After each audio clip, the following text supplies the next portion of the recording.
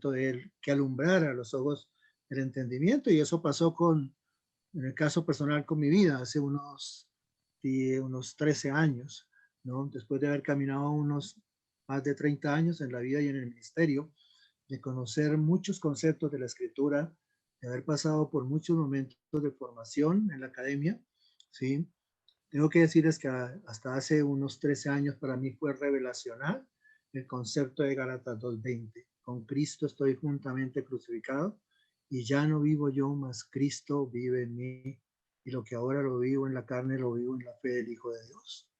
Fue realmente significativo poder entender el Evangelio de Juan en sus capítulos 14 y el 17, donde Cristo dice, yo estoy en el Padre y el Padre está en mí. Y así como yo estoy en el Padre y el Padre está en mí, así yo estoy en ustedes y ustedes están en mí, para que ustedes también estén en el Padre. Es una vida intercambiada donde nosotros estamos en Cristo y Cristo está en nosotros, donde Cristo está en el Padre y el Padre está en Cristo. Y a través de ese mecanismo, el mismo Padre nos atrae a Él mismo a través de Cristo. Y al final del versículo del capítulo, el capítulo 17 dice, ¿y eso para qué? Para que el mundo crea. No hay cosa que genere una mayor evangelización en el mundo que la unidad. Cuando la gente entiende la unidad que nosotros tenemos en Cristo y en el Padre. El primer siglo realmente fue transformado porque había un grupo de cristianos, ¿sí? Que dice que vivían una unidad extraordinaria y completa producida por el Espíritu. Y mi oración es que en estos 4 martes que nos vamos a estar viendo, Dios mediante, ¿no? Dios nos abra el entendimiento y en el conocimiento de Él. ¿Y por qué razón? Porque el mismo apóstol en la carta a los Corintios dice que el Dios de este siglo ha cegado el entendimiento de los incrédulos. Y creo que no solo el entendimiento de los incrédulos, sino aún de los creyentes. ¿Y por qué ciega el entendimiento? Para que el creyente o el incrédulo, dice, no les resplandezca, no les amanezca. Es casi que lo mismo que está diciendo en la carta a los Efesios. No les amanezca la luz del Evangelio, de la gloria de Cristo, el cual es la imagen de Dios. Y en la carta a los Corintios casi que nos dice algo tipificadamente parecido. Dice, pues no andamos en la carne, no militamos según la carne, porque las armas de nuestra milicia no son carnales, sino poderosas en Dios para la destrucción de fortalezas, derribando argumentos y toda altivez que se levanta contra el conocimiento de Dios y llevando cautivo todos nuestros pensamientos en la obediencia a Cristo. A veces tenemos tantos argumentos y Satanás nos ha enseñado tantos argumentos, aún en nuestra misma estructura y concepción de Jesús y de la realidad del cristianismo, que a veces nos tiene entenebrecidos en muchas cosas que no nos permite disfrutar de la revelación de lo que es Cristo para nosotros.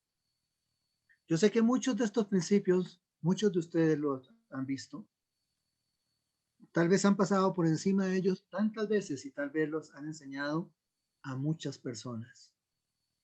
Pero permítanos comunicar algo que ha sido una experiencia vital para nosotros y ha sido bien significativo, porque es parte de nuestra génesis, inclusive en el ministerio. Hace unos 40 años, unos 40 y tantos años, ¿sí? Dios dio una visión a este movimiento a través de un concepto que era el concepto de la teoterapia. O sea, era la terapia de Dios en la vida del creyente. ¿Cuál era el plan de Dios para establecer una reconciliación entre Dios y el hombre y que el hombre encontrara respuesta a cada una de las áreas de su vida? Más adelante el Señor nos amplió la visión, ¿sí? Con un material mismo del doctor Solomon, que es quien comparte la espirituterapia y es quien comparte la vida intercambiada. Y quiero que podamos estudiar en estos días un poco acerca de Romanos 5, 6, 7 y 8. Como en Romanos 5 encontramos nosotros que la sangre de Cristo nos limpia, nos purifica, nos libera y nos enseña la razón de ser de la sangre de Cristo. Pero también que vayamos a Romanos 6 y podamos entender el concepto de la cruz. Cómo la cruz nos libera de la vieja naturaleza, de esa vieja naturaleza adánica con la cual heredamos y nacemos todos los seres humanos. esa vieja naturaleza que se había identificado con Satanás allí en el paraíso. Cuando el hombre se identifica con Satanás allí en el paraíso, y vamos a pasearnos un poco por la escritura para encontrar nuestros orígenes en el mundo espiritual. Se dice que uno puede tener un buen pronóstico de su vida en cualquier disciplina de la vida si tiene un buen diagnóstico. Y por eso necesitamos ir a nuestros orígenes, a los orígenes del mundo espiritual, para poder entender y comprender muchas de estas verdades. Y que el Espíritu Santo nos las revele tan significativamente que entendamos por qué Cristo tuvo que ir a una cruz. ¿Por qué tuvo que ser matado en una cruz? A veces uno se pregunta, ¿pero por qué? ¿No había otro mecanismo? ¿No había otro medio? ¿Por qué necesariamente tenía que ser matado en una cruz? Que entendiéramos también por qué viene después de Romanos 8, de Romanos 7, perdón, el conflicto que tiene el apóstol Pablo. Cuando habiendo entendido Romanos 6 y Romanos 7, y sale él a conquistar el mundo, y se encuentra con una pared tan fuerte que casi que estaba viviendo una vida esquizofrénica, y termina con la expresión miserable de mí, ¿quién me librará de este cuerpo de muerte? Y nos introduce en un concepto que es la carne, y que podamos entender y definir lo que es la carne. A veces entendemos que la carne es robar, matar, fornicar, adulterar, mentir. Esa es la carne mala. Pero como en las famas, también hay carne buena. También venden lomito, también venden chatas. Hay cierta carne que aún siendo buena, sigue siendo carne. Y un poco que podamos pasearnos también por ese factor de la carne para entender y comprender Romanos 8, lo que es la vida en el Espíritu. Todos los cristianos tenemos que pasar por ese ciclo. Entender Romanos 5, lo que es la razón de ser de la sangre de Cristo, el Cordero que quita el pecado, no que lo cubre, sino que lo quita. No solo nos perdona, sino también nos limpia, dice la Escritura. No solo nos perdona y nos limpia, sino también nos libera. Y poder entender ese concepto fantástico de la cruz. Allí en la cruz entendemos cómo somos libres de nuestra vieja naturaleza adánica y cómo somos introducidos a una nueva naturaleza necesaria en todos los seres humanos. Una naturaleza adánica que no podía ser cambiada, no podía ser reeducada, porque las características que tenía esa naturaleza eran unas características que le habían permitido identificarse totalmente con Satanás, haberse puesto bajo la paternidad de Satanás, haberse puesto bajo la mentira del diablo, haberse puesto bajo la esclavitud del diablo, haberse salido de la verdad y ponerse bajo la mentira, haberse salido de la libertad y ponerse bajo la esclavitud. Y sobre todo haberse identificado totalmente con la naturaleza corrupta del diablo.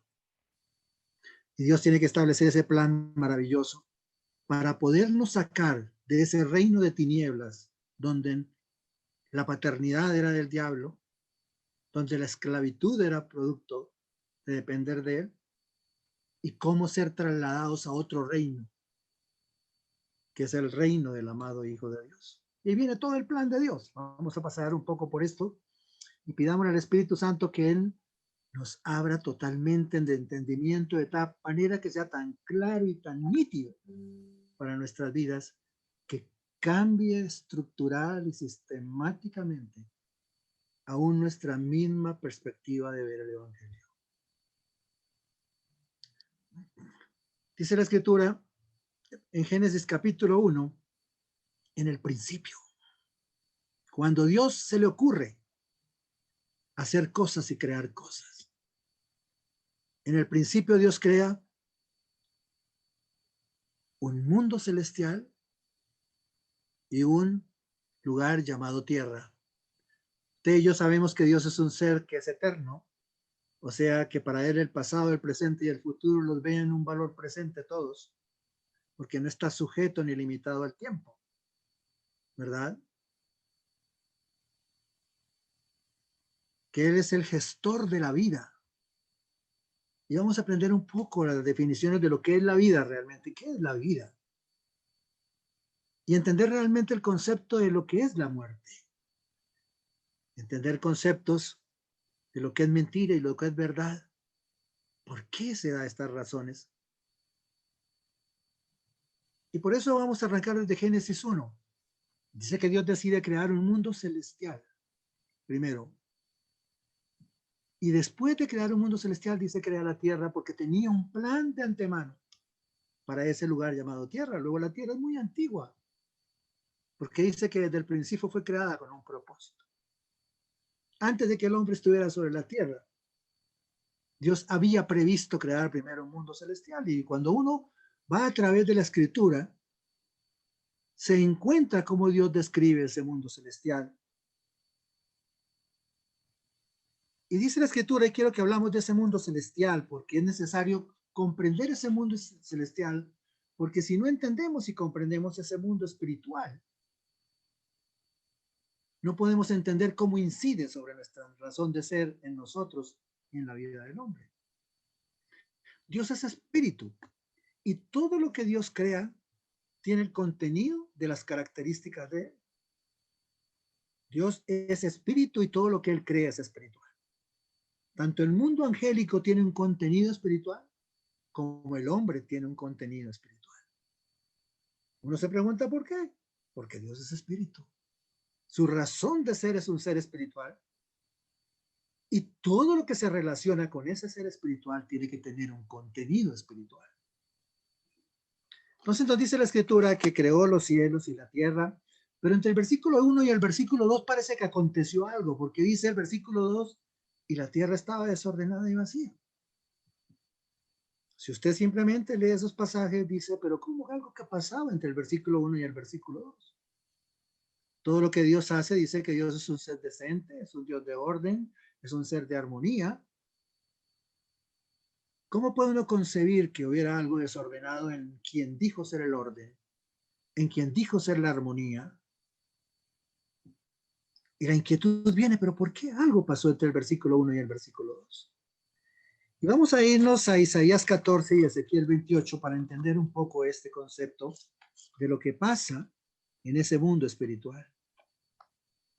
Dice Isaías 14, por allá en el versículo 12 dice, ¿cómo caíste del cielo, oh lucero, hijo de la mañana?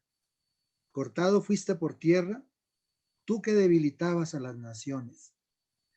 Tú que decías en tu corazón, subiré al cielo y en lo alto, junto a las estrellas de Dios, levantaré mi trono y en el monte del testimonio me sentaré. Sobre las alturas de las nubes subiré y seré semejante al Altísimo. Qué interesante, nos habla de un personaje que era un lucero, era un ser de luz, era un ser que tenía unas características muy especiales. Por eso quiero ir a complementarlas en Ezequiel 28. Ese mismo ser que está siendo definido en Isaías 14. Dice Ezequiel 28, dice, tú eras el sello de la perfección. Por allá en el versículo 12, dice, tú eras el sello de la perfección, lleno de sabiduría y acabado de hermosura. Características interesantísimas de ese ser que era el lucero, hijo de la mañana. Dice que era lleno de sabiduría, que era el sello de la perfección y que era acabado de hermosura. A veces tenemos una concepción totalmente distorsionada de lo que es Satanás. Satanás era el sello de la perfección, era lleno de sabiduría y acabado de hermosura. Dice la escritura, en Edén, en el huerto de Dios estuviste. De pronto empieza usted a comprender por qué de pronto la tierra se encontró desordenada y vacía en ciertos momentos. En Edén, en el huerto de Dios estuviste. Yo creo que ninguno de nosotros tiene un ropero como él tenía. Dice, de toda piedra preciosa era tu vestidura, de cornerina, de topacio, de jaspe, de crisólito, de berilio, de ónice, de zafiro, de carbunclo, de esmeralda y de oro. Tenía un ropero que nadie creo que lo ha tenido. Era la persona encargada de la música en el cielo, de la alabanza, de la exaltación de Dios. Dice, los primores, los tamboriles y flautas estuvieron preparados para ti en el día de la creación. Qué increíble. Qué increíbles las características de este personaje. El sello de la perfección, lleno de sabiduría, acabado de hermosura, de toda preciosa era su vestidura, y los primores de los tamboriles, quien regía y manejaba la música en los cielos, en el mundo celestial, era él. Tú, Jerubín grande protector, yo te puse en el santo monte de Dios. Allí estuviste y en medio de las piedras de fuego te paseabas. Miren lo interesante, dice, perfecto eras, era perfecto. Perfecto eras en todos tus caminos, desde el día en que fuiste creado, hasta que, dice, hasta que se halló en ti maldad. Y aquí entendemos que en el mundo espiritual se conocía el bien. Y aquí vemos el origen de la maldad. Hasta que se halló en ti maldad. ¿Dónde surge la maldad en el mundo espiritual? En este personaje. Hasta que se halló en ti maldad. ¿Y por qué se dio la maldad en este personaje? Dice, a causa de la multitud de tus contrataciones, fuiste lleno de iniquidad y pecaste, por lo cual yo te eché del monte de Dios y te arrojé dentro de las piedras de fuego, oh Jerubín protector. Y empieza a señalar las razones el mismo Dios. ¿Por qué a este hombre se le subió la espuma en su corazón? ¿Y por qué surgió la maldad en él? Dice, se enalteció tu corazón a causa de tu hermosura. Era un ángel tan hermoso y tan bello que su corazón se enalteció, se sintió más hermoso que cualquiera, aún más hermoso que Dios, porque dice en Isaías 14 que quiso sentarse en el trono de Dios. Se enalteció tu corazón a causa de tu hermosura, corrompiste tu sabiduría a causa de tu esplendor. Satanás no perdió su hermosura, no dice la escritura. Tampoco perdió su sabiduría. Su sabiduría se corrompió. Corrompiste tu sabiduría a causa de tu esplendor. Era tan esplendoroso. Por eso lo llaman luzbel, luz bella, lucero. Sí. Dice, yo te arrojaré por tierra delante de los reyes, te pondré para que miren en ti. Con la multitud de tus maldades y con la iniquidad de tus contrataciones, profanaste tu santuario. La palabra de Dios dice que en él surgió el principio de la maldad, de la iniquidad y del pecado. Entonces, en el mundo espiritual existe el principio del bien que está en Dios, el principio de la verdad que está en Dios. Pero hay un personaje en el cual surge el principio de la maldad, el principio de la iniquidad y el principio del pecado. Allí fueron los orígenes. ¿Y por qué es importante entender los orígenes? Porque eso se da en el mundo espiritual. Usted y yo cuando estudiamos la Biblia vemos que hay un lugar donde Dios tiene su trono, dice la escritura, que es en el tercer cielo. Dios está en todo lugar. Sin embargo, despacha desde el tercer cielo. Cuando los ángeles pecaron, dice que Satanás fue echado del cielo a los cielos. Se entiende que si Dios mora en el tercero, debe haber un primero y un segundo cielos. Porque no podían estar en el lugar donde estaba Dios.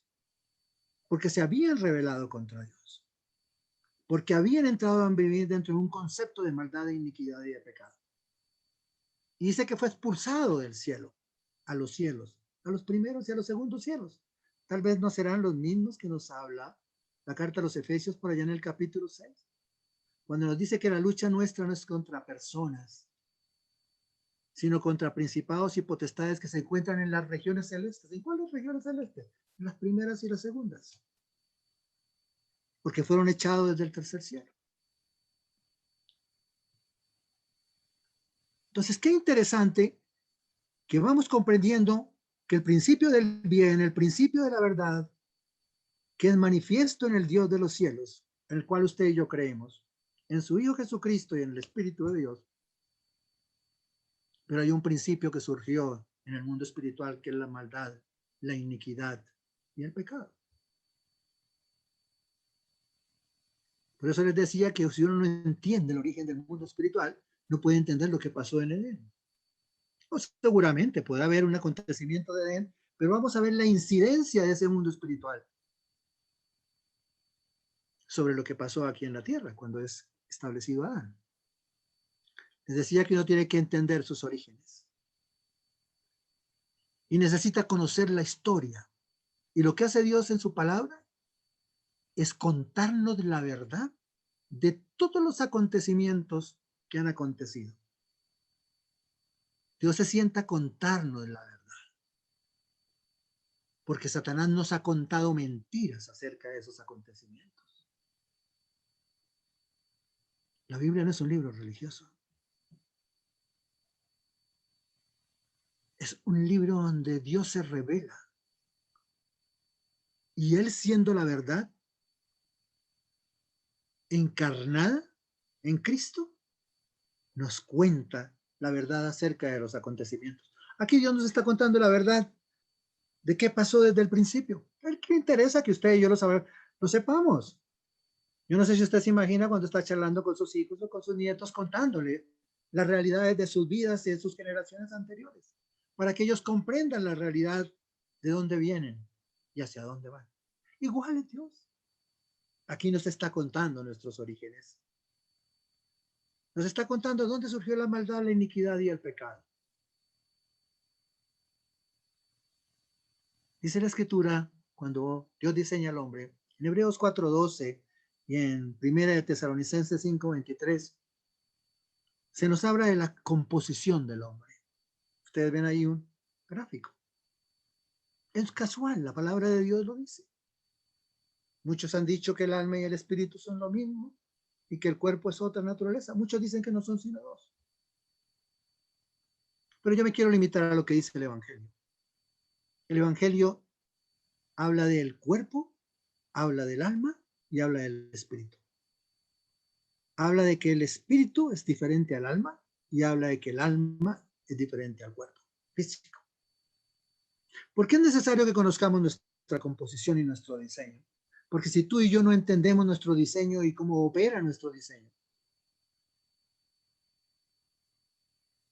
tampoco podremos entender cómo relacionarnos en el mundo espiritual, cómo comprender el mundo espiritual y las incidencias que se dan de las naturalezas que Dios puso en nuestro diseño.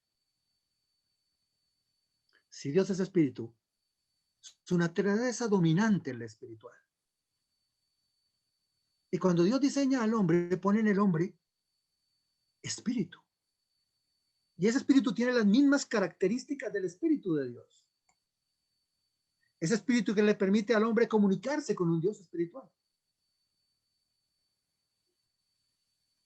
Porque tiene la misma naturaleza, la misma sustancia. Y como Dios es espiritual, la naturaleza dominante en la vida del hombre iba a ser la espiritual. Puso un alma, que es lo que nosotros hemos conocido, y este material estoy seguro que no es desconocido para usted. Se ha definido que el alma está constituida por mi mente que me permite entender, comprender, analizar, tener las cosmovisiones del mundo, de la historia, de Dios, de nosotros mismos. Por eso su mente permanentemente está analizando, interpretando, concibiendo, porque fue diseñada para eso. Dios te hizo único, puso una huella única en tu vida.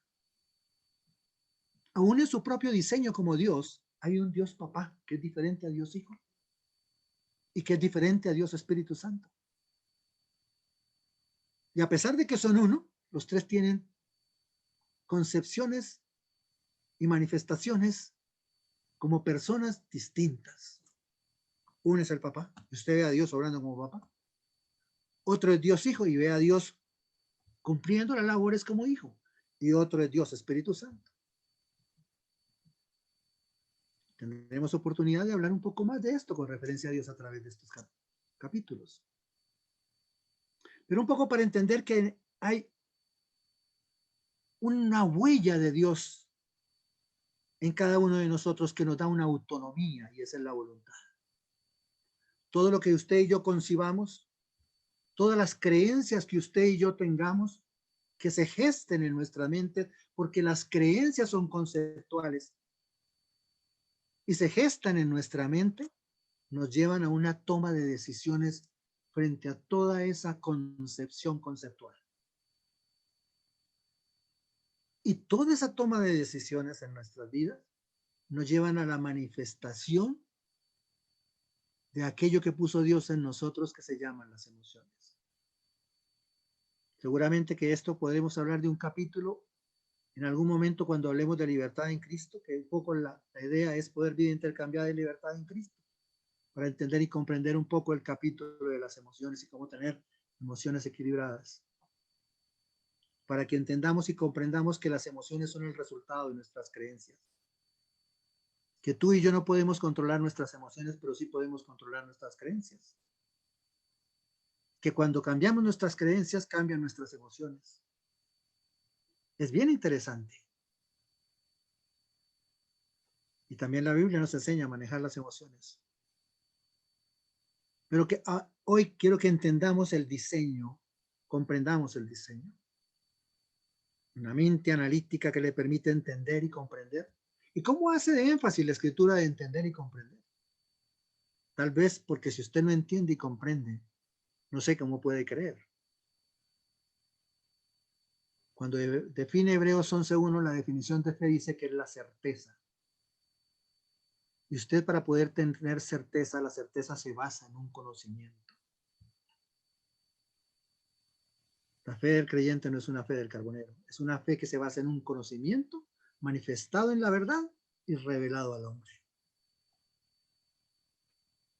Entonces usted cree en lo que Dios te está ofertando y lo integra a su vida como un modo de vida. No es solamente una información que recibes acerca de Dios, sino lo integras a tu vida. Pero bueno, esa parte del alma es lo que te hace a ti singular, único, autónomo, diferente. Tú tienes una huella que es diferente a todos los cristianos del mundo y a todos los seres humanos del mundo. Cada uno de nosotros es único para Dios, valioso para Dios. Y esa singularidad la puso Dios en tu vida. Y dice que después tomó polvo de la tierra y armó el muñequito y le dio un cuerpo físico. Y eso concibió ese ser que se llama el hombre. Y lo puso allí en un lugar que se llamaba Edén, que según nos han contado, Edén quiere decir deleite, hechizo. Había aguas suficientes, había oro, bedelio, ónice. Adán era un hombre muy importante. Dios lo hizo importante a Adán. ¿Sabías tú por qué tú gustas de ser importante? Porque es una necesidad inherente en tu vida, porque Dios hizo a Adán para ser importante.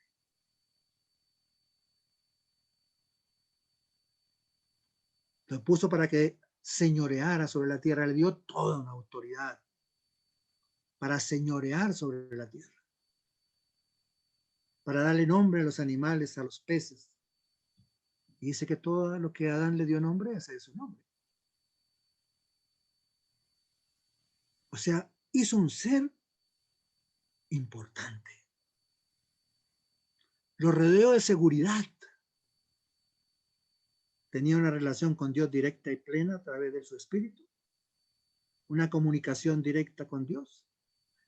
Tenía todos los elementos que le garantizaban la seguridad para su vida en todos los aspectos. O si no, para que Dios organizó el Edén. Había todo árbol delicioso a la vista y al paladar.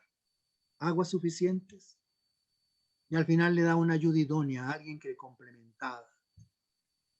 El hombre lo tenía todo. Dios lo rodeó de seguridad completa. Y Dios los, así como lo diseñó importante, le suplió las necesidades de ser importante. Así como lo diseñó seguro, lo rodeó de los elementos que le permitían experimentar seguridad. Lo amaba incondicionalmente y lo aceptaba incondicionalmente. Qué increíble. Necesidades fundamentales que tenemos todos los seres humanos. Necesidades de importancia, de seguridad, de amor y de aceptación. ¿Quién las diseñó? Dios para nosotros. Eso no fue elección nuestra. Por eso es bueno conocer la historia, porque si no conocemos la historia y no conocemos nuestro propio diseño, a veces no extendemos nuestras propias reacciones y comportamientos. Por eso es importante comprender el diseño con el cual Dios lo hizo. Dios fue el que nos diseñó. Ninguno de nosotros mandó un memorándum al cielo diciendo que queremos ser de tal y cual manera. Entonces entendemos que Dios creó criaturas espirituales. El hombre era un ser espiritual.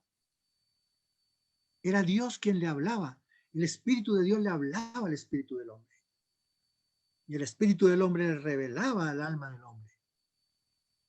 Dios no es usurpador. Es parte de su grandeza. Y el hombre lo tenía todo. Absolutamente todo.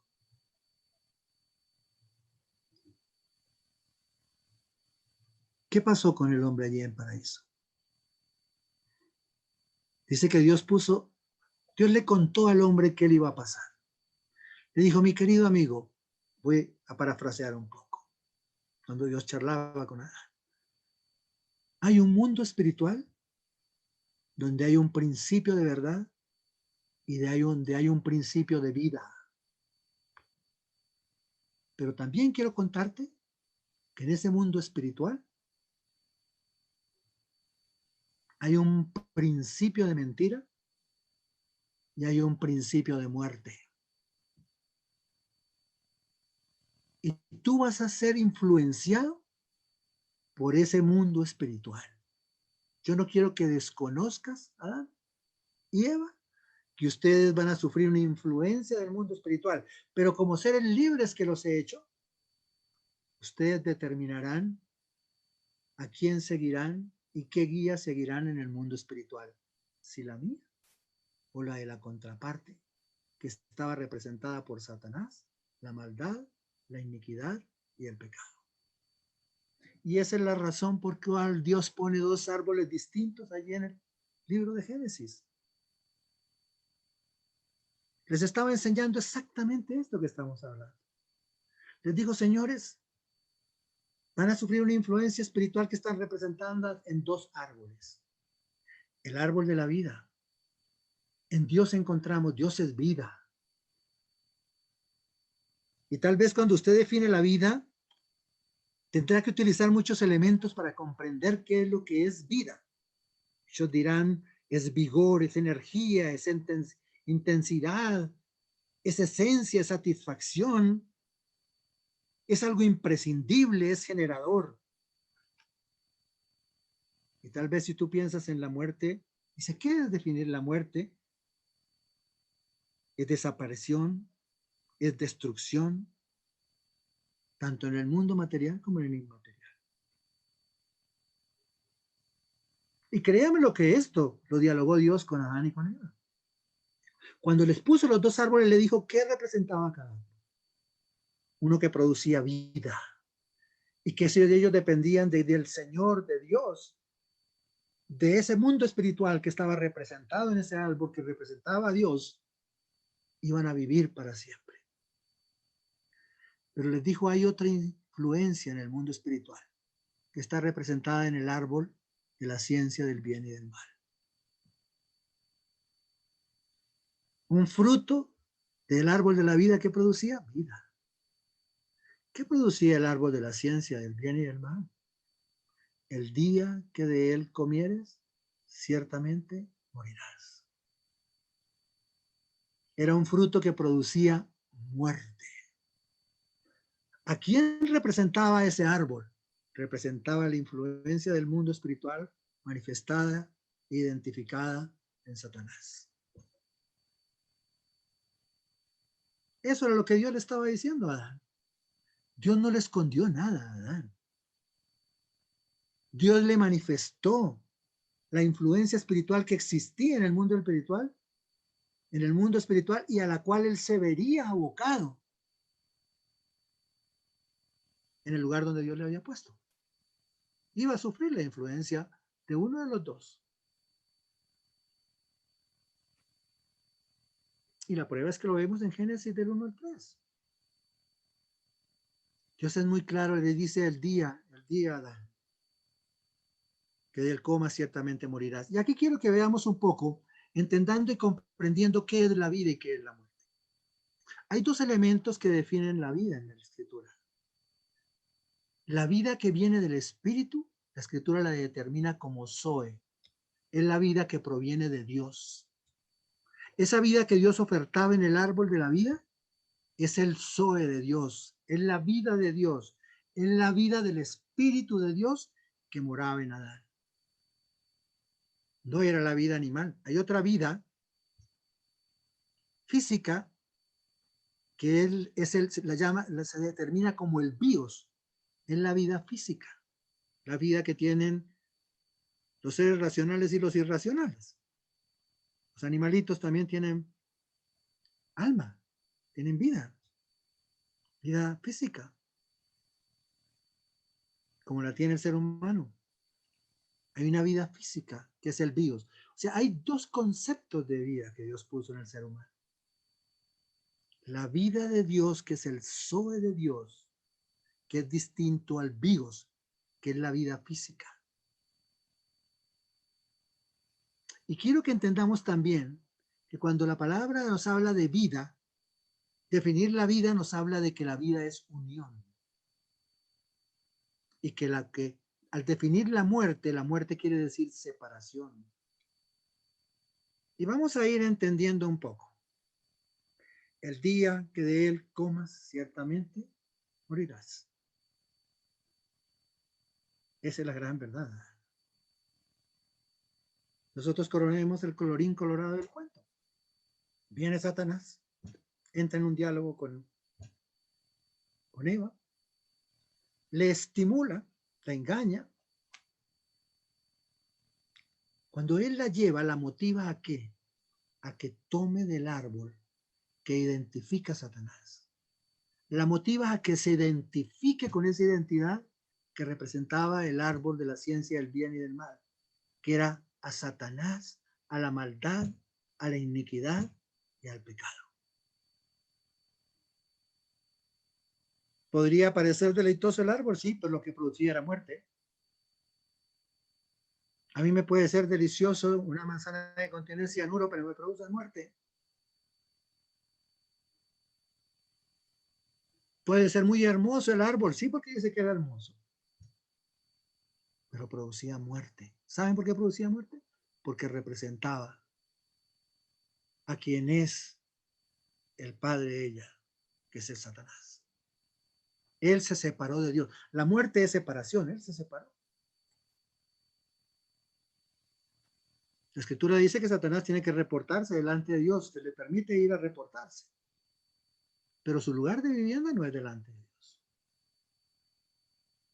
Porque dice que fue echado del cielo a los cielos. Porque él se apartó de Dios. Y el gran fracaso de ese mundo es la ausencia de Dios. Más de todo lo que se dice acerca de lo que es el infierno, lo más preocupante y significativo es la ausencia de Dios. Es la ausencia de la vida. Y es el reino de la muerte, o sea, la separación de Dios. Entonces, qué interesante que Satanás estimula al hombre a que el hombre coma del árbol que lo representaba a él, que lo identificaba a él. ¿Para qué? Para que el hombre se identificara totalmente con él. Y eso es lo que hace el hombre. Cuando el hombre decide tomar y comer del árbol, se identifica con la naturaleza correcta del diablo, se pone bajo su paternidad, se sale del principio de la verdad y ese día ocurre algo, muere el Zoe de Dios en la vida del hombre. O sea, muere la parte espiritual. Un hombre diseñado con tres naturalezas, entre las cuales la naturaleza dominante y principal era la espiritual, muere la naturaleza predominante y principal en el ser humano, que es su parte espiritual, que es la que le permite relacionarse con la vida, porque es la vida, que la permite relacionarse con Dios y en Dios encontrar respuesta a todas sus necesidades, de importancia, de seguridad, de amor y de aceptación. Un hombre diseñado con tres naturalezas queda funcionando con dos. Es cierto, quedó con el bios. Adán no se desplomó físicamente. El bios viene de la vida biológica, de la vida física. No está hablando del zoe de la vida espiritual. Entonces un hombre que al comer, al identificarse con Satanás, se pone bajo la paternidad de él. Y ustedes por eso es que ve al Señor Jesús en los evangelios diciendo a los fariseos, vosotros sois de vuestro padre el diablo. Y las obras de él hacéis. Porque él es el padre de la mentira. Porque en él no hay verdad.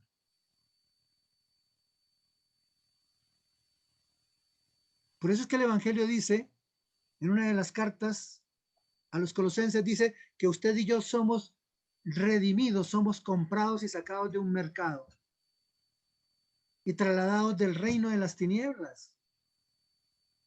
Y somos llevados a otro reino cuando viene y nos da vida espiritual. Entonces, a partir de ese momento, todos heredamos una naturaleza. ¿Cuál es la naturaleza que heredamos? La adánica, que lo dice el evangelio, lo dice en todas sus cartas. ¿Qué es la naturaleza adánica? Es la vida de un hombre natural que está descrita en 1 Corintios 2:14. Muy claramente, el hombre natural no entiende las cosas que son del Espíritu de Dios. Para él son locura y dice no las puede entender por una razón sustantiva, fundamental, de diseño, de concepción. Si no tiene espíritu, ¿cómo puede entender lo espiritual? No hay forma. Un hombre que no tiene espíritu no puede relacionarse con un Dios espiritual. No es que Dios no quiera, es que no puede. ¿Por qué? Porque no tiene el mecanismo que le permita relacionarse con un Dios espiritual. No tiene espíritu. Por eso es que tú y yo antes de conocer a Cristo no percibíamos las cosas espirituales y eran locura.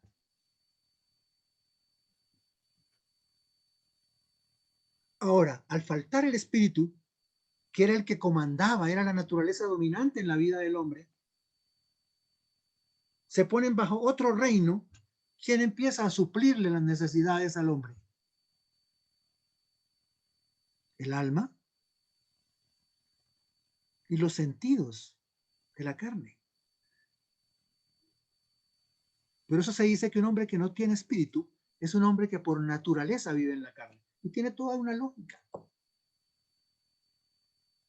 Si en él no hay espíritu, ¿cómo puede entender, comprender la vida espiritual?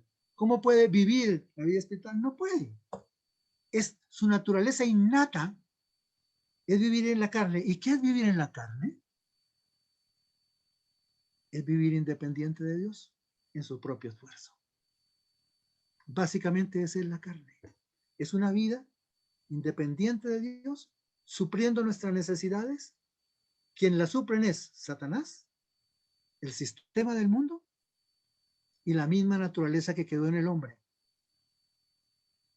separado de Dios, provista por sus instintos en el cuerpo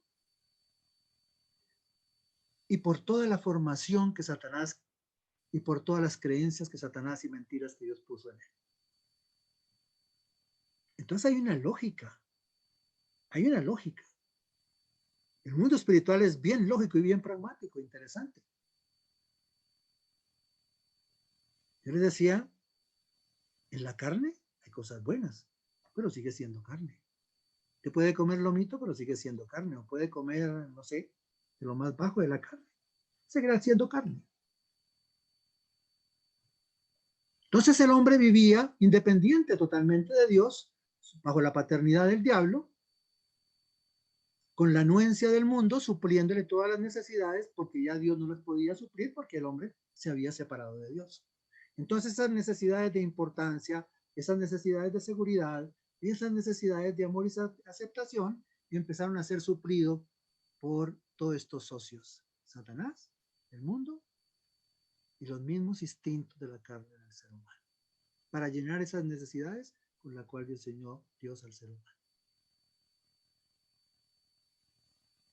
Pero vemos que Dios en su genialidad, en su grandeza, en los planes que tenía para el ser humano, Dios establece el mecanismo para volver al hombre a traerlo a Dios. Es Dios Papá quien diseña el plan. Allá en Génesis 3:15, cuando habla, ya ha definido, a Dios no lo ha cogido de sorpresa ninguna de las circunstancias que pasan en la vida porque Él es Dios. Ya Él preveyó qué hacer. Hay muchas cosas que acontecieron. El hombre se separó de Dios, decidió vivir su propia vida, su propia justicia, bajo un reinado distinto, en el cual regía la maldad, la iniquidad y el pecado. Entonces usted se puede imaginar lo que puede salir de un hombre que se identifica totalmente con Satanás. Y esa es la razón, esa es una de las razones fundamentales que dentro del plan que Dios Padre establece, Jesús tenga que ir a la cruz para matar esa vieja naturaleza que no podía ser recompuesta, ni reeducada, ni modificada, porque esa vieja naturaleza que estaba identificada en Adán era una naturaleza totalmente corrupta, cuya paternidad la tenía Satanás sobre esa vieja naturaleza.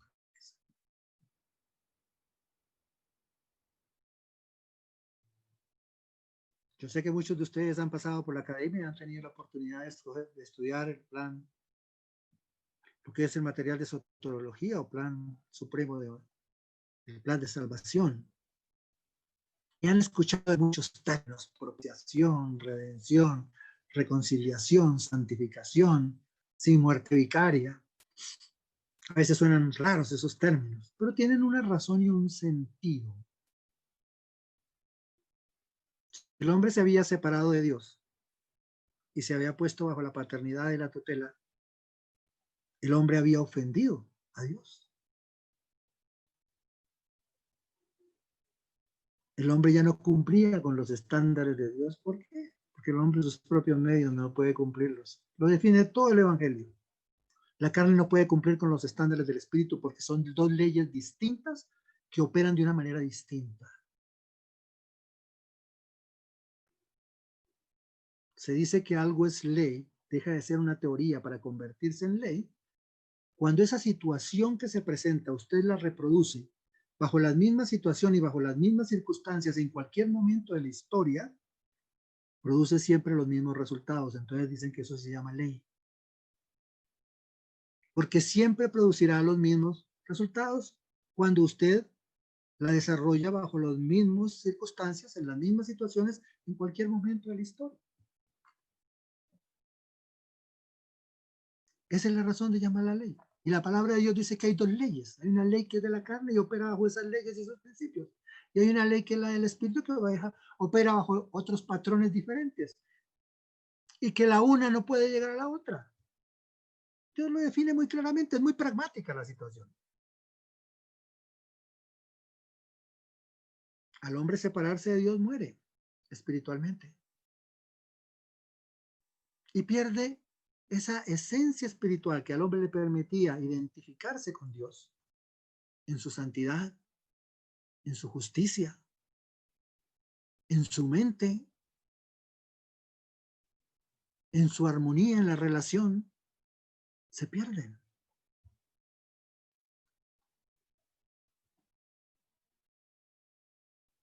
Por eso hay una de las imágenes que ustedes ven, estamos hablando de la jurisprudencia del mundo espiritual. En el mundo espiritual hay una jurisprudencia total. Hay una justicia, hay una realidad de por qué acontecen las situaciones.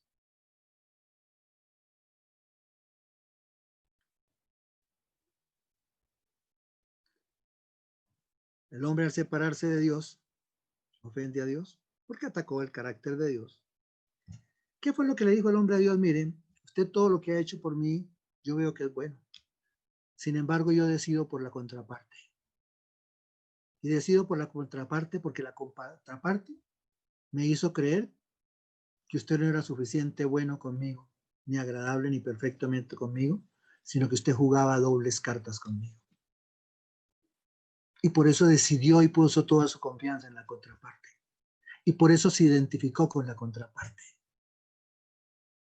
La naturaleza adánica es una naturaleza totalmente identificada con Satanás. Es totalmente corrupta. No puede ser cambiada y no puede ser modificada. Y cuando algo no puede ser ni cambiado ni modificado por sus mismas características, necesita ser ¿qué? Matado. Usted ha oído por ahí un término de muerte vicaria. Quiere decir que Dios tomó nuestro lugar allí en la cruz. Jesús tomó nuestro lugar en la cruz. Jesús fue a la cruz y es la razón de ser por la cual Jesús es verdadero Dios y verdadero hombre. ¿Quién cometió el pecado? Un hombre. Luego, ¿quién debería pagarlo? Un hombre. Y esa es la razón por la cual tiene Jesús que hacerse hombre. Porque quien cometió el pecado fue un hombre. Y quien debía pagarlo era un hombre. Era el hombre. Pero un hombre que tuviera todas las características y los atributos para pagar la deuda. Se requería que ese personaje pudiera entender al Dios del cielo y pudiera entender la realidad del ser humano. Eso es lo que hace un mediador. Un mediador es una persona que entiende la realidad de las dos partes para poder mediar en la solución de un problema. Un mediador no se inclina ni hacia la una ni hacia la otra. Entiende las dos realidades, la de una parte que es la de Dios y entiende la realidad del ser humano. Y esa es la razón por la cual Jesús es mediador. Y dice la Escritura que es el único mediador. Entiende la santidad de Dios, entiende la justicia de Dios, entiende que Dios fue ofendido, entiende que el hombre pasó de una amistad a una enemistad. Él entiende y comprende. Además de eso, no solamente lo entiende y lo comprende, sino que esas características son una realidad en él. Pero también entiende y comprende la naturaleza del hombre.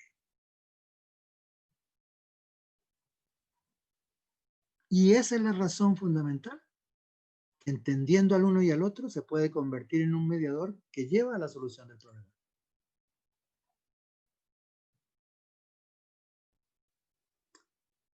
Hay características de Dios que solamente son propias de Dios. La santidad es propia de Dios. En los estándares de Dios no la tiene sino Dios. La justicia, en los estándares de la Dios no la tiene sino Dios. Yo no sé si usted recuerda por allí un pasaje en el Evangelio cuando Jesús hablaba de la gracia a los fariseos. Y ellos le recriminaban que por qué hacía tanto énfasis en la gracia y no tanto en la ley. Y el Señor les dice, ¿sabe una cosa? Yo no vine a quitar la ley sino a cumplirla, porque el único que la puede cumplir soy yo. Y empieza a describirles varios aspectos de la ley. Dice, se os ha dicho que nadie debe tomar la mujer de su prójimo, porque es en contra de la ley. Dice, pero yo os digo, le subió la vara de justicia a ellos que decían cumplir con la justicia. Pero yo os digo que todo hombre que mirando a una mujer la desea en su corazón, ya adulteró. Y así toma muchos ejemplos ahí en el Evangelio, en ese capítulo del Evangelio. Y al final de ese capítulo, ¿sabe qué les dice el Señor? Sed santos como Él es santo. Ahí no le está diciendo que, porque a veces se interpreta que es que el Señor nos está llamando a imitar la santidad de Dios. Usted y yo no podemos imitar la santidad de Dios. La santidad de Dios no tiene unos estándares que solamente Dios puede cumplirlos. La justicia de Dios tiene unos estándares que solo Dios puede cumplirlos, porque son propios de Dios y deben de ser vividos y ejercitados en el nivel que Dios exige. Por eso es que la Escritura dice que tu justicia y mi justicia son como trapos de inmundicia delante de Dios.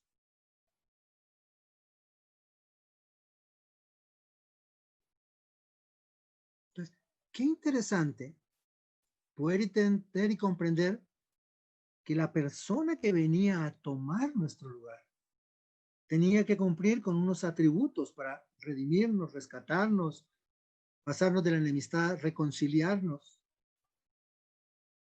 Pero que era necesario que solo en esa persona se podían comprar esos atributos para nosotros experimentar lo que Dios quería que experimentáramos. Por eso la carta a los romanos, esta carta a los romanos dice, no hay justo ni uno, no hay uno, no hay ni uno. No hay quien busque a Dios. Necesitamos a alguien tan justo como Dios, que a través de su justicia usted y yo podamos entrar a la presencia de Dios. Necesitamos a alguien tan santo como Dios, que a través de su santidad usted y yo podamos entrar a la santidad de Dios.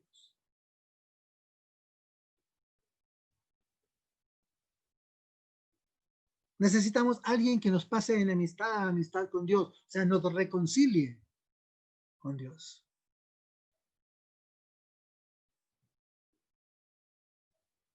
Necesitamos de un personaje. Y eso es lo que hace Dios Papá en Génesis 3:15. Diseñar un plan donde hay una persona que cumple con los atributos que únicamente quien los puede cumplir es Dios mismo. Y por eso involucra a su Hijo en el proceso. Involucra a Jesús para que Él venga a ejercitar lo que usted y yo no podíamos cumplir y ejercitar. Porque Él cumplía con todos los atributos que exige Dios y puede cumplir con todos los atributos que demanda lo que el hombre había cometido. Era el único que lo podía hacer. Dios mismo en la persona de su Hijo Jesucristo. Lo involucra en el plan. ¿Por qué Jesús tiene que ir a una cruz a morir? Porque Jesús va a matar nuestra vieja naturaleza. Cuando Jesús estaba allá en la cruz,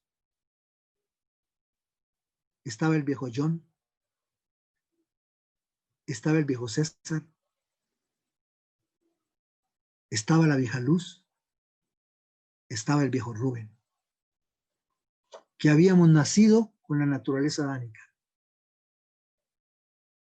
Y Él estaba llevando la naturaleza adánica de cada uno de nosotros individualmente a la cruz a matarla. Porque esa vieja naturaleza adánica no podía ser cambiada, ni modificada, ni reeducada, sino necesitaba ser matada. ¿Sí ven por qué es importante que Él tenía que ir a la cruz a matar a esa vieja naturaleza? A Jesús no lo mataron ni judíos, ni gentiles, lo matamos. Él fue todos nosotros pusimos nuestra vieja naturaleza en Él para que Él fuera a matar esa vieja naturaleza de cada uno de nosotros. Y que una vez matada, no se podía quedar ahí la situación. Se necesitaba que Él resucitara con una nueva naturaleza para que nos diera a ti y a mí una nueva naturaleza.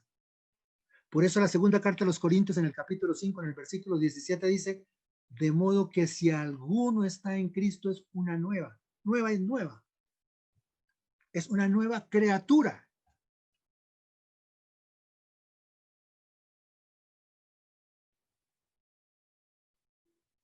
El Espíritu Santo viene a tu vida y a mi vida y tiene que producirse un engendramiento que habla Juan 1, 12 y 13. Mas a todos los que le recibieron, a los que creen en su nombre, les dio potestad de ser hechos hijos de Dios, los cuales, dice clarísimo la Escritura, no son engendrados de carne ni de sangre, ni de voluntad de varón, sino de Dios. Es increíble el aspecto pedagógico de Dios enseñándonos el concepto del nuevo engendramiento. Usted sabe que cuando una pareja se une en intimidad, quien engendra en la mujer es el varón. Quien transfiere la vida es el varón. Y por eso el Señor utiliza esa parábola para enseñarnos, primero, que usted y yo necesitábamos un engendramiento. ¿Por qué? Porque usted y yo estábamos muertos. Necesitábamos que nos dieran vida. ¿Qué dijo Jesús cuando vino? Yo vine a darles vida. Esa fue la primera básica enseñanza. Él vino a darnos vida. ¿Por qué vino a darnos vida? Porque estábamos muertos. Estábamos muertos espiritualmente. No podíamos tener una relación con un Dios espiritual porque no había espíritu en nuestras vidas.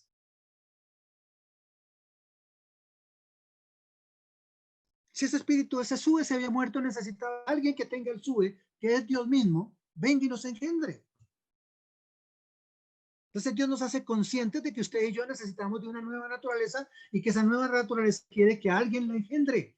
Y por eso nos enseña la parábola, nos dice, aprendan de la parábola, cómo una pareja gesta hijos, cómo una pareja en el mundo físico, en el mundo natural, engendra hijos a través de una relación, a través de una transferencia de vida. Y por eso habla de que el engendramiento que tiene que darse no es un engendramiento que es de voluntad de varón, sino es de Dios. El engendramiento del cual está hablando el Señor es un engendramiento espiritual donde Dios viene a darnos vida espiritual para crear una nueva ¿qué? Una nueva criatura. Porque la vieja fue matada allí en la cruz.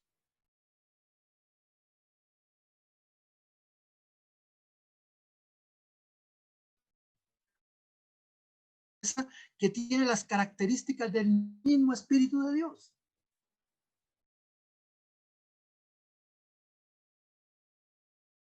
Qué interesante. Tiene una lógica en el mundo.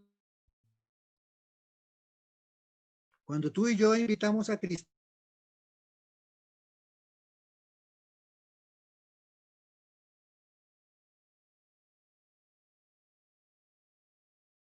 en la cruz y le decimos al Señor, tú no te quedaste en una tumba, sino resucitaste, estás vivo y quieres venir a engendrarme. Dice que el engendramiento, ¿quién lo produce? Dios, los cuales no son engendrados ni de carne, ni de sangre, ni de voluntad de varón, sino de Dios. Es Dios quien viene a nuestra vida y nos engendra y pone en nosotros ¿qué? Un nuevo espíritu.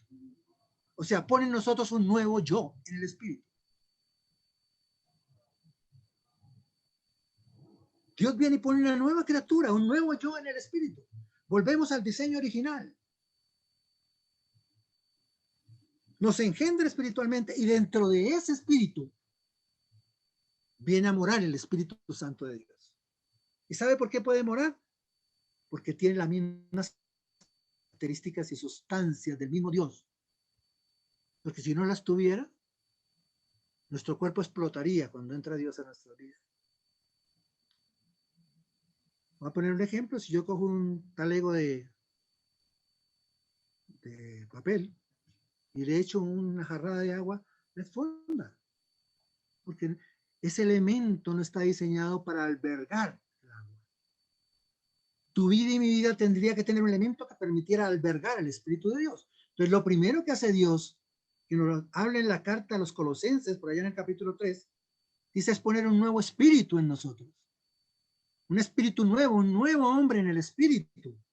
Y dentro de ese nuevo hombre en el espíritu viene a morar el Espíritu Santo.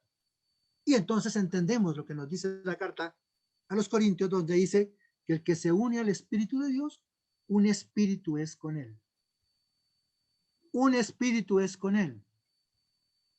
¿Por qué pueden ser uno? Yo no sé si usted ha visto una gota de mercurio con otra gota de mercurio. Cuando usted las juntas, ¿qué pasa? Se conjuga una gotota. Lo mismo pasa en el mundo espiritual. Dios pone un nuevo espíritu en usted que tiene las características y esencias de Dios, y dentro de ese espíritu viene a morar el Espíritu Santo, y ese espíritu suyo nuevo es un nuevo yo que se identifica totalmente con Dios, y por eso es que Dios, en esa identidad que tú tienes con Él, Dios te ve santo, porque Dios Papá ya no se relaciona. Dios Papá no se puede, Dios no se puede relacionar con una criatura que no tiene espíritu. Dios Papá se relaciona con una criatura que es espiritual y que tiene las mismas características y atributos de Dios. Por eso Dios Papá te ve santo, por eso Dios Papá te ve justo, por eso Dios Papá te ve como te ve, porque se relaciona con una nueva criatura, es a la cual Dios se relaciona y es con la única que Dios puede relacionarse. Con la adánica no se puede relacionar porque estaba totalmente identificada con el diablo. No había forma. En tu vida no puede morar Satanás y no puede morar Dios. ¿Cuántas veces nos han enseñado que en nosotros hay dos naturalezas? Eso no es posible. La naturaleza adánica es una naturaleza corrupta, mentirosa, esclava, identificada totalmente con Satanás. ¿Cómo puede esa naturaleza convivir con la naturaleza de Dios? Imposible. O tú tienes la naturaleza vieja, adánica, corrupta, si no eres nacido de nuevo, o tienes la naturaleza de Jesús, la naturaleza de Dios.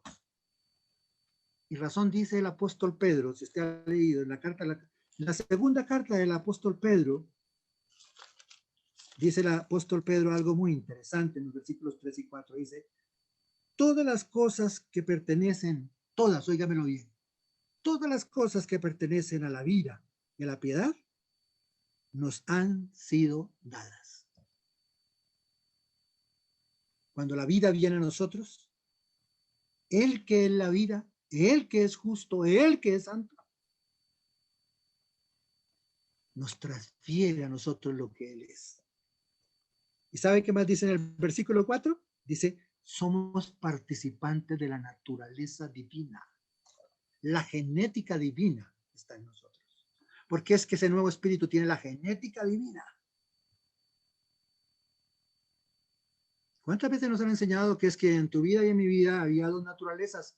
Que la vieja y que la nueva, y que la cual se trompeaba con la otra, y que la cual más se fortalecía y no se fortalecía, que era la que vencía.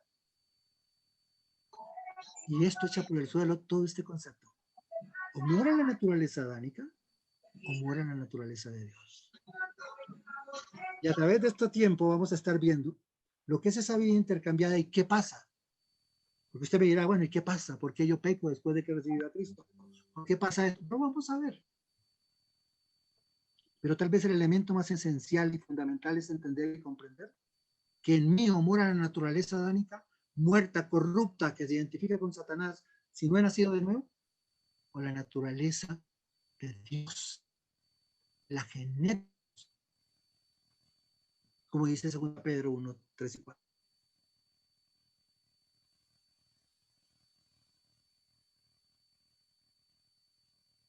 Elementos que tengan vida sube, vida de Dios. Y tú no tienes la vida de Dios. Tienes Dios, vida animal, pero no tienes la vida de Dios. No puedes entrar. ¿Cómo te relacionas con Dios si no tienes espíritu?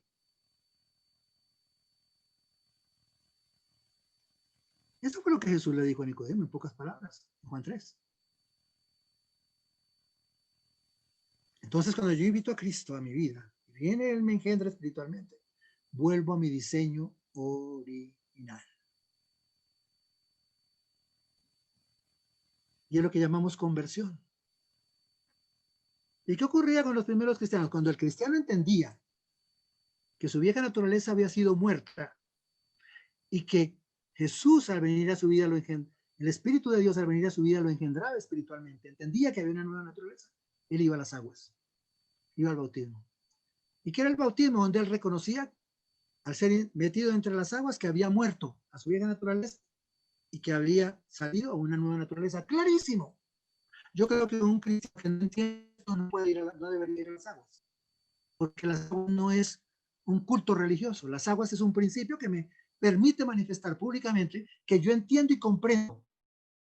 Uno, que ya no tengo la naturaleza adánica, y dos, que tengo ahora la naturaleza de Dios, porque Dios me ha engendrado en el espíritu y tengo la genética de Dios en mi vida. Y eso es lo que la escritura llama conversión.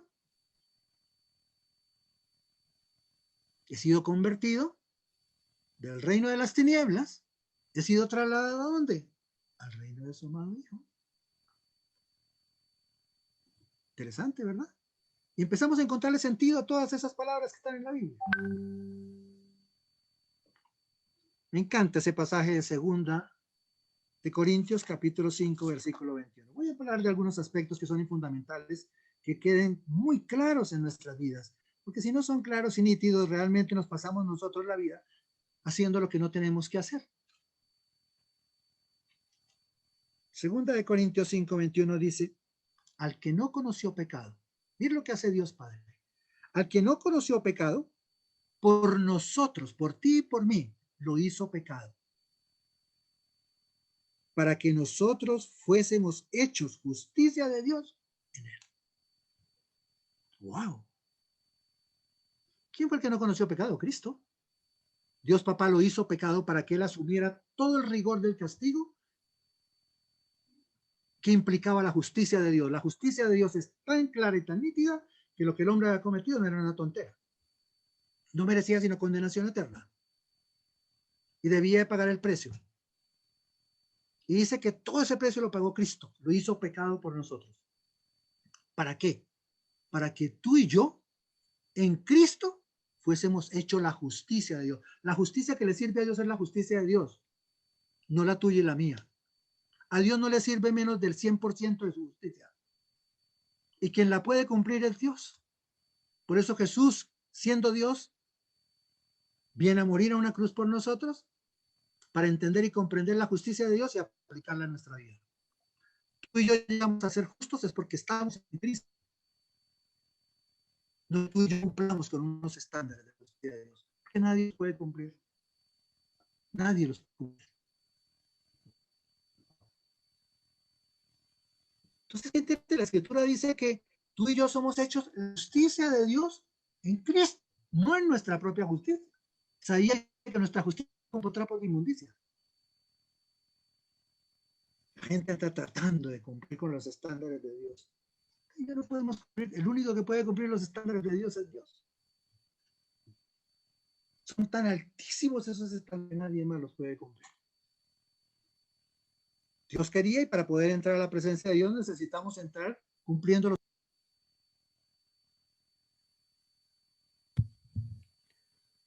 Se nos fue Rubén Jaime, parece que tiene problemas con su internet, pero esto está buenísimo. ¿Cómo vamos hasta allí? Muy bien. Rubén Jaime, toca abrir el micrófono. César, ¿tú estás muteando a todos?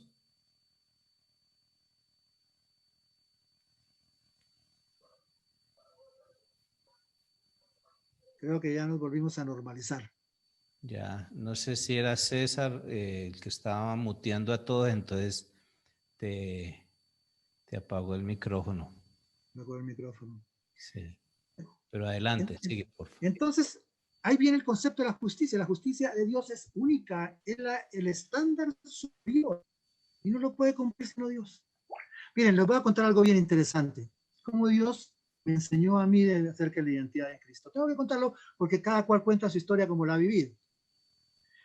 En Efesios, en el capítulo 5, un día leyendo Efesios en el capítulo 5, Dios estaba hablando de la vida de pareja, del hombre, de la mujer, de que el hombre debe amar a la mujer con el varón, y empieza a hablar todo un concepto de la realidad de la relación del hombre y de la mujer. Y de pronto, en ese capítulo, voy a leer del versículo 30 al 32 del capítulo 5 de Efesios. Dice, porque somos miembros de su cuerpo, de su carne y de sus huesos. Por eso dejará el hombre a su padre y a su madre y a su mujer y se unirá a la mujer. Y los dos serán una sola ¿qué? Carne. Y el versículo 32 dice, grande es este misterio, yo digo esto respecto de. Voy a explicar qué te mostró el Espíritu Santo. Yo le decía, Espíritu Santo, ¿qué hace ese pasaje allí? Si tú estás hablando de la relación del hombre y la mujer, después habla de que el hombre dejará a su padre y a su madre, se unirá a su mujer y habla del momento más íntimo de la relación de una pareja, que es la relación sexual. En la relación sexual, ¿qué pasa? Dice que el hombre le transfiere, el varón le transfiere a la mujer sus emociones, sus impulsos, sus anhelos, su pasión, todo lo que él es como varón, se lo transfiere a la mujer. Y a la vez conversa, la mujer le transfiere al varón todo lo que es ella. Y es tan fuerte esa intimidad que dice que dejan de ser dos y se convierten en ¿quién? En uno. Porque él está hablando desde ese momento, él no está hablando del momento solamente de dejar, está hablando de que se vuelven una sola carne. Está hablando de la relación de intimidad. Y el Señor me dijo, y me dice, eso es exactamente lo que dice el versículo 32. Ese misterio, que es una verdad no revelada, ¿sí? Eso es un misterio, es una verdad no revelada y Dios la reveló en Cristo, de acuerdo a la carta de los Colosenses, ¿verdad? Dice, ese misterio, grande es este misterio. Dice, mas yo digo esto respecto de Cristo y de la iglesia. O sea, cuando Cristo viene, nosotros somos la amada del Cordero. Cuando Cristo viene a tu vida y a mi vida, ocurre exactamente el fenómeno. Y para que lo entendamos y los comprendamos, el Señor nos enseña a través de la relación de la vida de pareja. Dice, ¿qué pasa en la vida de pareja? En el momento íntimo, dejan de ser dos, se convierten en uno solo. Igualmente pasa contigo cuando Cristo viene a tu vida. Dios te engendra y te lleva en una relación de intimidad con Jesús, donde tú y yo le transferimos a Jesús lo que tenemos. ¿Qué tenemos nosotros? Pecado. Lo único que tenemos para ofrecerle. ¿Quién nos transfiere? Ahí no termina el asunto, en la relación. Uno transfiere y el otro también transfiere. ¿Quién me transfiere? Cristo. Su santidad, su justicia, su reconciliación, su redención, la mente de Cristo. Todo lo transfiere Él a mi vida y dejamos de ser dos, dejamos de ser Rubén y Cristo para volvernos uno en Cristo. Y así como en la pareja, la mujer no dejó de ser llamada Paquita y él no dejó de ser llamado Juanito, pero es tan intensa la relación que llegan a ser uno. Así pasa con Cristo. Esa es la identificación que hay en Cristo. Dejamos de ser dos para convertirnos en uno solo. Es tan intensa y tan fuerte. Es pasionalmente fuerte. Y por eso es que dejamos de ser dos para convertirnos en uno. Él viene a mi vida. ¿Y saben quién se diseñó todo eso? Fue el Dios Papá. Si usted y yo vamos a la primera carta de los Corintios en el capítulo 1, en el versículo 30, viene hablando Dios Padre. Es importante el contexto, si lo leemos, viene hablando Dios Padre, dice, mas por esta causa, dice el Señor, está hablando Dios Papá, mas por esta causa, mas por esto, mas por Él, estáis vosotros en Cristo Jesús. ¿Más por quién? Por Dios Papá. Dios Papá nos puso en Cristo Jesús, el cual nos ha sido hecho por Dios sabiduría, justificación, santificación y redención. ¡Qué increíble! Dios me puso en una unión vital con Jesús y todo lo que era cierto acerca de mí lo transfería a Jesús y todo lo que era real acerca de Jesús me lo transfirió a mí. Y por eso es que yo soy santo, por eso es que yo soy justo, por eso es que tengo la mente de Cristo, por eso es que soy redimido, porque Él me lo transfiere. A mí me quitan a Cristo y lo pierdo todo, porque todo lo que soy lo soy en Él. Por eso dice la Biblia que en Él estoy completo. Por eso dice la Biblia que yo soy olor fragante de Cristo. Por eso dice la Biblia que yo soy su hijo amado. Lo mismo que papá le dijo a Jesús cuando bajó a las aguas, te lo dice a ti y a mí. Tú eres mi hijo muy amado, en el cual yo me complazco. Tú eres mi hijo, tienes la genética mía. Wow, cuando uno entiende lo que uno es en Cristo, usted y yo empezamos a comportarnos como lo que somos. El gran problema es que nos hemos focalizado siempre en el quehacer y no en lo que somos en Cristo.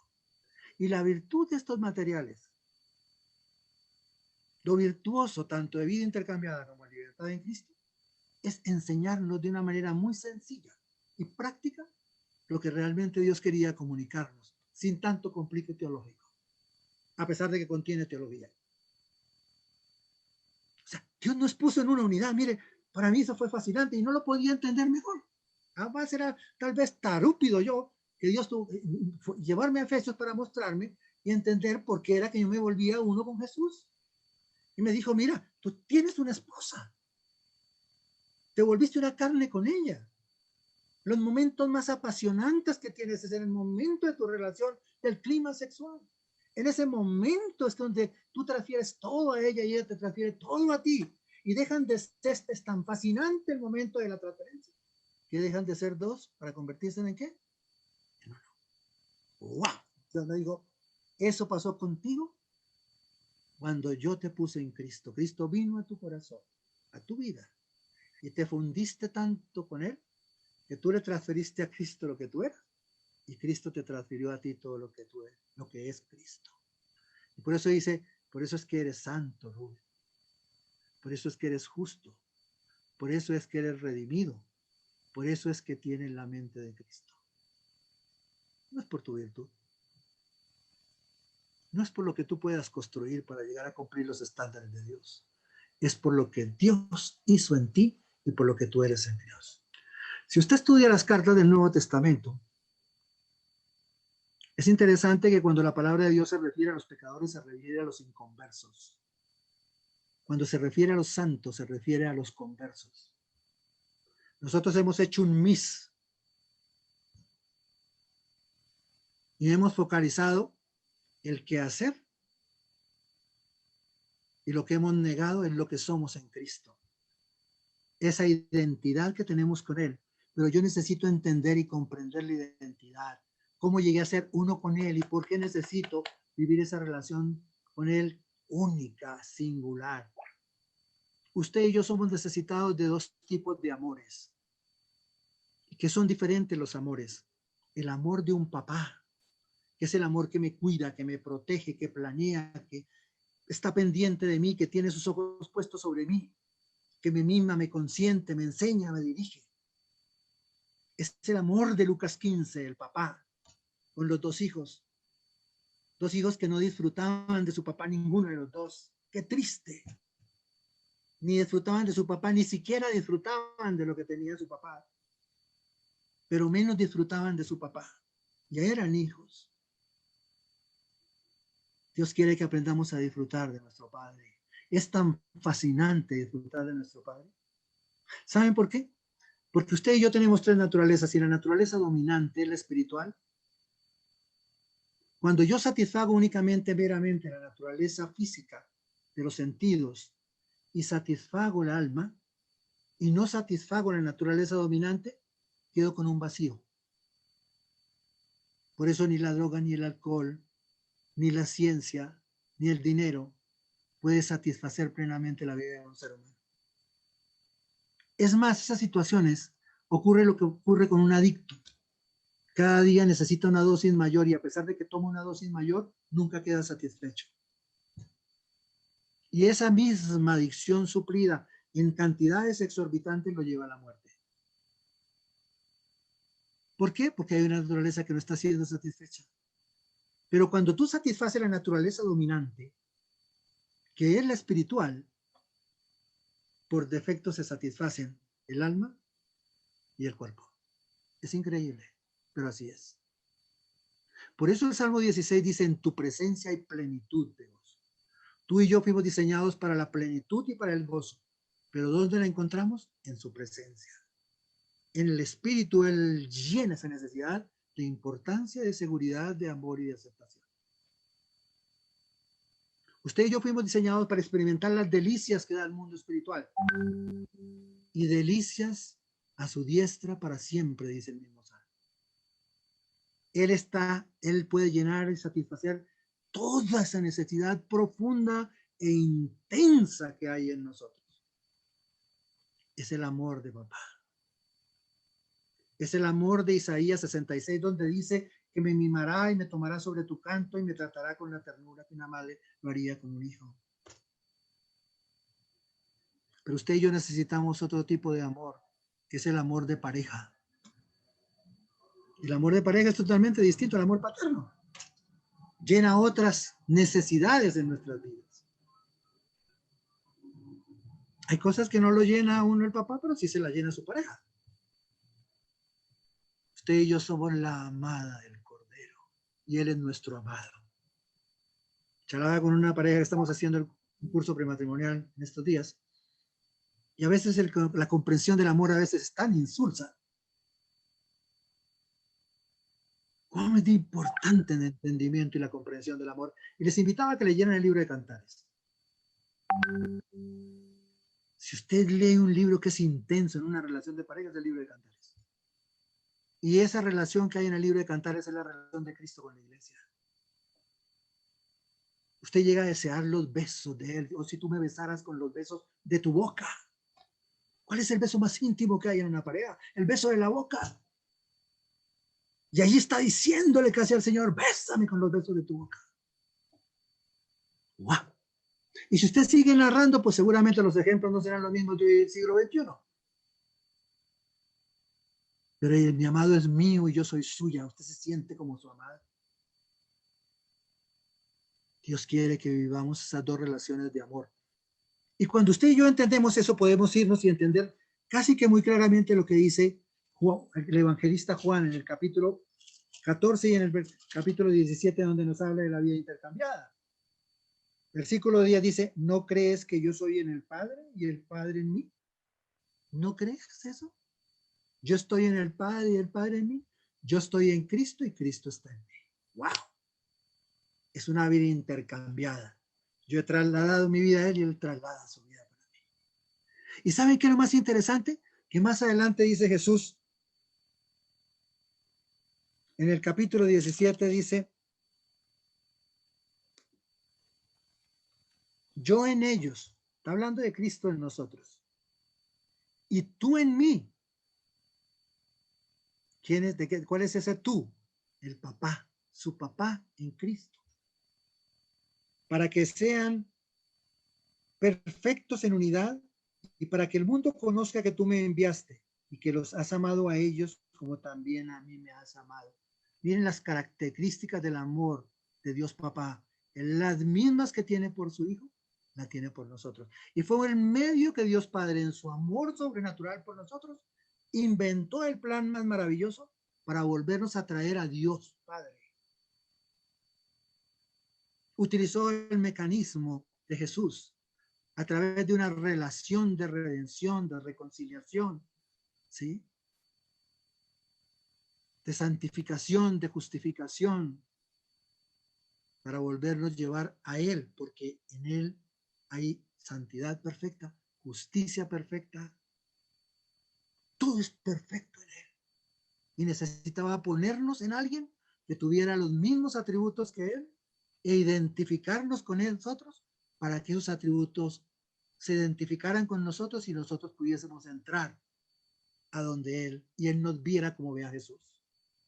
Porque tú y yo vamos en Cristo a Él. Esa es la vida intercambiada. Tú me dirás, sí. Eso es lo que dice Gálatas 2:20. Con Cristo estoy crucificado. Sí, mi vieja naturaleza se crucificó hace 2000 años. El viejo Rubén murió allá en la cruz. Ahora hay un nuevo Rubén, un nuevo yo. En el espíritu. Diseñado en el espíritu. Y ese nuevo yo es con el cual se relaciona Dios. Porque el viejo no tiene forma de relacionarse con Dios. Tenía que ser, era matado. Y ese nuevo yo en el espíritu tiene los mismos atributos, la misma genética, la misma esencia que tiene Dios. Porque fuimos identificados en Cristo, que es el que cumple con los mismos atributos de Dios.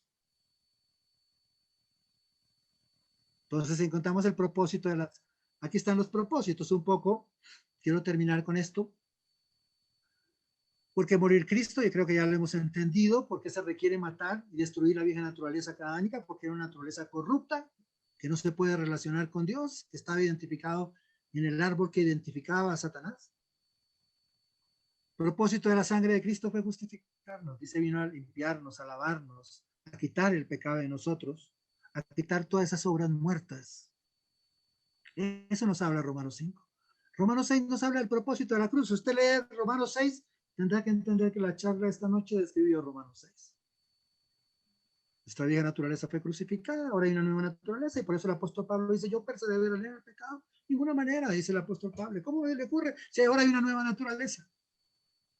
Ahora, a través de las otras charlas de los próximos días que vienen, vamos a tener la oportunidad de trabajar un poco el concepto de lo que es la carne, de lo que es el ideal de Dios, y cómo nosotros vamos creciendo a una madurez a la madurez de llegar hasta la estatura de Cristo. De la niñez a la madurez. Por eso hay una parte en el Evangelio donde nos habla, les escribo a vosotros hijos, les escribo a vosotros jóvenes, les escribo a vosotros padres. Si usted ve, una cosa es el niño, una cosa es el joven y otra cosa es el padre. Usted y yo tenemos que crecer a la madurez del padre. Tal vez primero somos como niños, como 1 Corintios 3:3. Os hablo como a niños espirituales. Llevan un curvo de tiempo siendo niños y quieren seguir siendo niños. Eso es lo que dice el 1 Corintios, pero en el capítulo 3, donde está hablando del niño en la carne, un niño que ya debía haber crecido y no ha crecido. A veces entendemos lo que es el concepto de la salvación, pero necesitamos entender el concepto de la rendición. ¿Qué es la rendición? Cuando yo reconozco que yo en mis propios medios no puedo vivir la vida cristiana.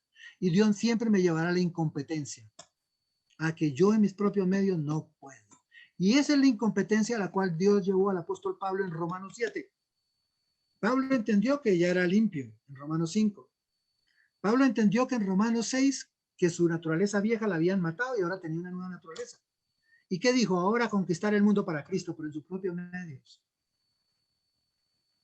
Y se dio contra el mundo y Dios le enseñó a que no era en sus propios medios, a que tenía que rendirse totalmente a Dios e identificarse completamente con Jesús para poder vivir Romanos 8. Él podía vivir Romanos 8, pues claro, ¿quiénes pueden vivir Romanos 8? Los que tienen espíritu. Los que no tienen espíritu no hay forma de que vivan en el espíritu. En el espíritu pueden vivir los que tienen espíritu. Los que no tienen espíritu no pueden. Y podemos tratar un poco del concepto de la carne, porque es bien interesante entender cómo manejar esto, reconociendo mi incompetencia total. Eso es negarme a mí mismo. Negarme a mí mismo no quiere decir, hoy me levanto diciendo, no soy Rubén, no soy Rubén, no soy. No, eso no es negarme a mí mismo. Negarme a mí mismo es cada mañana me levanto y voy a decir, Señor, yo no puedo en mis propios medios. Soy incompetente e incapaz. Pero en ti todo lo puedo. Yo no puedo, pero en ti todo lo puedo. ¿Cuál es mi cruz?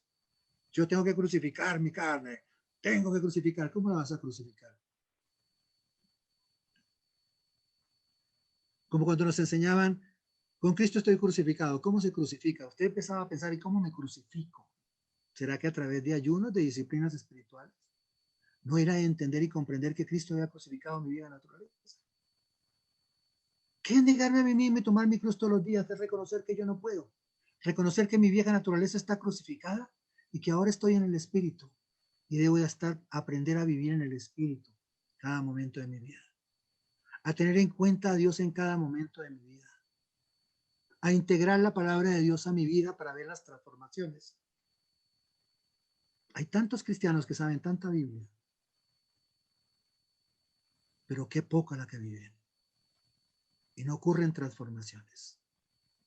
La palabra de Dios, que dice que la palabra de Dios es viva y es eficaz, produce resultados. Y es viva. Eso dice la palabra de Dios. Y que la palabra de Dios cumplirá el propósito para el cual fue enviada. Que cuando yo integro la palabra de Dios a mi vida, acontecen cosas. Cuando usted y yo invitamos a Cristo, ¿qué estábamos haciendo? Integrando la palabra de Dios a nuestras vidas, diciéndole, ven a mi vida. Él decía que teníamos que nacer espiritualmente y libremente le dijimos, ven a mi corazón. Ahí la estábamos integrando en nuestras vidas. ¿Y qué ocurrió? Un nacimiento espiritual. Un engendramiento espiritual. Una identificación con Cristo. Tal vez muchas de las cosas no lo entendimos. Vamos entendiéndolas a través del tiempo. Pero cambia toda la razón de ser de la experiencia cristiana. Empezamos a vivir una experiencia cristiana súper revolucionaria. Entendiendo que todo lo que somos, lo somos en Él. Como ustedes son tan cumplidos y empezamos a las 7 de la noche, son las 9 de la noche, voy a invitar a que oremos y que sea el Espíritu Santo el que haya hablado a su vida, a su espíritu, a su mente y a su corazón. Y que siga hablando y que permita que estos otros 3 martes Dios siga cumpliendo el propósito con el cual Dios nos juntó y que sea de bendición para nuestras vidas, para que lo que hemos visto, oído, tocado y palpado, lo comuniquemos a otros, para que ellos tengan la misma experiencia. Querido Padre Celestial, yo te doy muchas gracias a Dios por este equipo de hombres y de mujeres que se disponen a escucharte a ti, porque tú eres el que convence. Nadie más convence sino tú. Oh Espíritu Santo, gracias porque tú eres el que inclinas el corazón del hombre a lo que tú quieres. El que le da las razones suficientes a su espíritu y a su mente para que puedan entender y comprender la realidad del Evangelio y les amanezca y les resplandezca la luz del Evangelio de Cristo. Y que ese entendimiento entenebrecido que hemos podido tener o que tengamos, o que esos conceptos que hemos levantado, fortalezas que hemos levantado erróneas del conocimiento de Jesús, las cambiemos. Y que se vuelva una realidad de Romanos 12:2, transformándonos día a día por medio de la renovación de nuestra mente, cambiando las mentiras del diablo por la verdad de Dios e integrando esa verdad en nuestras vidas. Y cuando la integramos podemos comprobar, es verificable, que tu voluntad es buena, es agradable y es perfecta. Gracias por esta preciosa noche, por tu presencia con nosotros, porque tú eres el que ha hecho importante este tiempo. Lo has hecho importante para nuestras vidas y para nuestro espíritu.